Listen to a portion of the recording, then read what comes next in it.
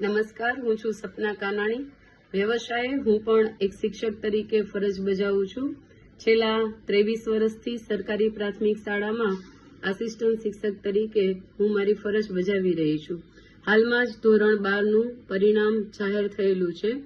તો શિક્ષક બનવા માટે શું કરવું, શિક્ષક કેવી રીતે બનવું, શિક્ષક બનવા કેટલા વર્ષનો કોર્સ કરવો પડે, કઈ કઈ પરીક્ષા આપવી પડે તે બાબતની જાણકારી હું આપને આપવા માંગુ છું. પ્રી પ્રાઇમરી ટીચર એટલે કે નર્સરીના બાળકોને ભણાવે છે તે માટે એનટીટી નો કોર્સ કરવામાં આવે છે. એનટીટી એટલે કે નર્સરી ટીચર ટ્રેનિંગ કોર્સ કે જે 2 વર્ષનો છે. ધોરણ 12ના મેરિટ ઉપર એડમિશન મળવાપાત્ર છે. જાહેરાત બહાર પડેલી છે. તારીખ 28/5/2024 થી તારીખ 11/6/2024 સુધી રવિવાર સિવાયના દિવસોમાં સમય સવારે 11 થી 2 સુધી આપ પ્રવેશ મેળવી શકો છો. તેમાં સ્વનિર્ભર અને સરકારી બાલ અધ્યાપન મંદિરમાં તે માટે આપ રૂબરૂ ફોર્મ મેળવી અને પરત જમા કરાવી શકો છો. આ કોર્સ કર્યા પછી ધોરણ 12+ એનટીટીના કોર્સના બેઝ ઉપર જાહેરાત બહાર પડતા આપ નર્સરી એટલે કે બાલ મંદિરમાં શિક્ષક તરીકેની નોકરીની તક મેળવી શકો છો. ધોરણ 12 પછી પીટીસી એટલે કે હાલ એનું નામ ડીએલએડ કરવામાં આવેલું છે. ડીએલએડમાં એડમિશન માટે ધોરણ 12 પાસમાં 50% ગુણ હોવા જરૂરી છે.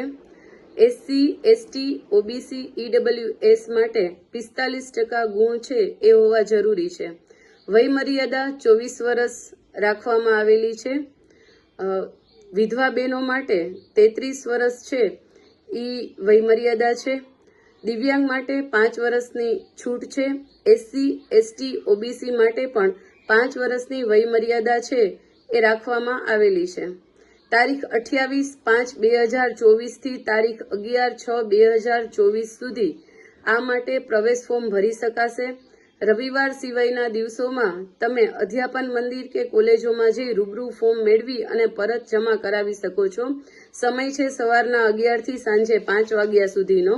આ માટે તમારે રૂબરૂ જ ત્યાં ફોર્મ મેળવી અને જમા કરવાનું રહેશે. આ પ્રવેશ માટે તમારે જરૂરી ડોક્યુમેન્ટ શું જોશે? તો આ માટે તમારે જોશે SSC marksheet, SSC trial certificate, HSC marksheet, HSC trial certificate, સ્કૂલનું લિવિંગ સર્ટિફિકેટ, જાતિ પ્રમાણપત્ર. ઓબીસી વાળાવે જાતિ પ્રમાણપત્રની સાથે નોન ક્રિમિનલ સર્ટિફિકેટ પણ આપવાનું રહેશે. આ સર્ટિફિકેટ છે એ 31/1/4/2024 પછીનું લીધેલું હોવું જોઈએ અથવા તો તેની મુદત છે માન્યતા મુદત એ 31/3/2025 સુધીની હોવી જોઈએ. આ માટે તમારી જે કોલેજોની યાદી છે એ પ્રાથમિક શિક્ષણ નિયામક શ્રીની કચેરીની વેબસાઇટ છે gujarat-education.government.in/primary ઉપર જોવા મળશે. ઘણી બધી કોલેજોની યાદી છે જેમાં મહિલાઓ માટે, પુરુષો માટે અને મિશ્ર દરેક પ્રકારની કોલેજોની યાદી છે એ વેબસાઇટ ઉપર તમને જોવા મળશે. સંસ્થા દ્વારા સરકાર માન્ય શિષ્યવૃત્તિ પણ આપવામાં આવે છે.